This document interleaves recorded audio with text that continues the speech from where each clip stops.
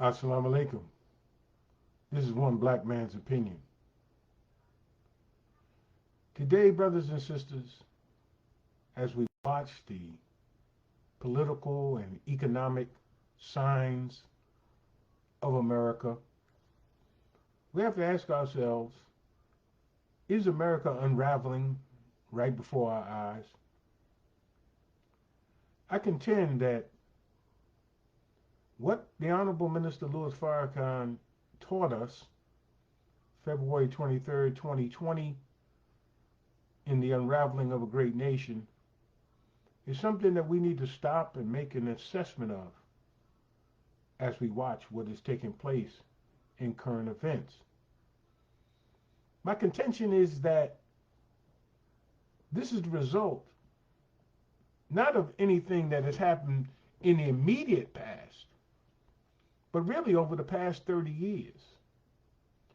As we move through 2022 into 2023, we will be coming to the 30th anniversary of the publishing and release of the Honorable Minister Louis Farrakhan's book, A Torchlight for America. And I contend, brothers and sisters, that what Minister Farrakhan told Brother Jabril in Closing the Gap, that we did not pay attention to, promote, or really have thorough discussions and implementations of the guidance and recommendations that the Honorable Minister Louis Farrakhan gave us in those books. And if we did, they weren't sustained. So what we're witnessing, I contend, is the unraveling of America, or the unraveling of a great nation, because she has ignored or outright rejected guidance given to her by the Honorable Minister Louis Farrakhan. For those of us who are hardcore, who have been so twisted and maimed and scarred by the misdeeds of our slave masters' children and our legacy of servitude slavery in America, we don't want to see any good advice come to America, and we hope that they don't follow it so that they get what we believe they deserve. But that's not God's pattern. His mercy prevails over his wrath. When his wrath comes, Mr. Farrakhan taught me, do not pray for judgment, because not only will the wicked get it, but some of our relatives who aren't necessarily wicked but ignorant will be swept up in the judgment also. God is no respecter of persons. So in Torchlight for America, the Honorable Minister Louis Farrakhan laid out the vital signs of America. And he asked the question, or stated that America is on her deathbed. He went on to talk about how leadership hides the truth. Been some of that hiding going on in government, hasn't it? He talked about greed and leadership state of mind. Haven't we seen that? He wanted to offer an opportunity to fix the public school system. Let me ask you something. How's the public school system faring 30 years after 1993 and the release of A Torchlight for America? He wrote about developing America's moral backbone. Has America's moral backbone been strengthened? Or now are we like spiritual jellyfish without a backbone? He talked about rebuilding the economy. Has the economy become more fair?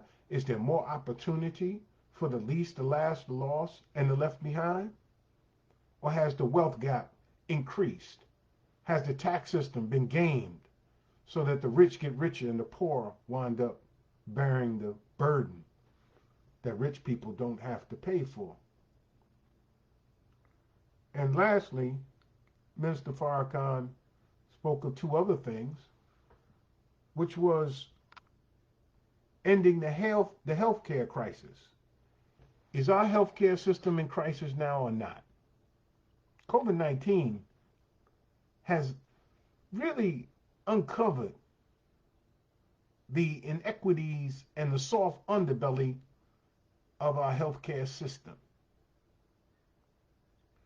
And lastly, Minister Farrakhan gave to America a vision for America that rejected the fatally flawed view of the founding fathers of America, which was one based upon white supremacy. And why do we say that? Because the draft of the original seal of the United States of America, according to the committee formulated by the founding fathers, was a seal that showed a woman, and under her was a shield containing shields of the symbols of 6 European nations: France, England, Scotland, Ireland, Germany, Holland. No Africa, no Asia, no Indians. Yeah. So that vision didn't include us.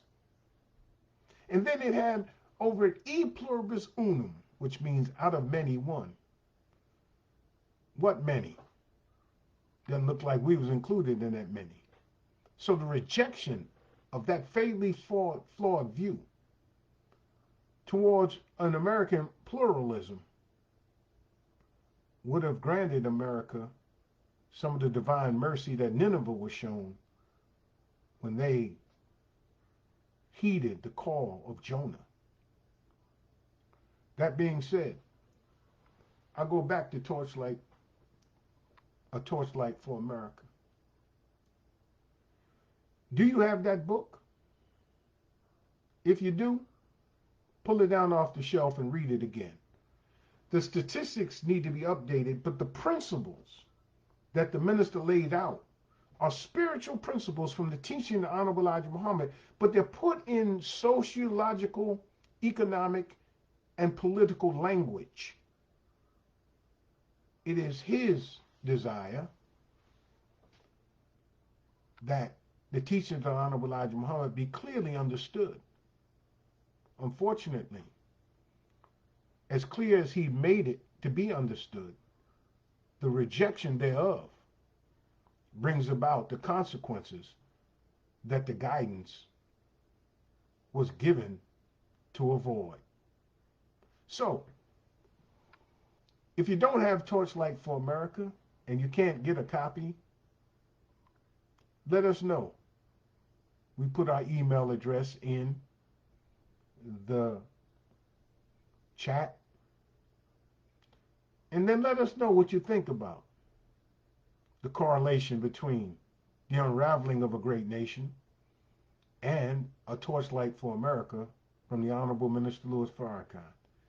And see if there's not only a correlation, but a causation as to the rejection of the wisdom given to us.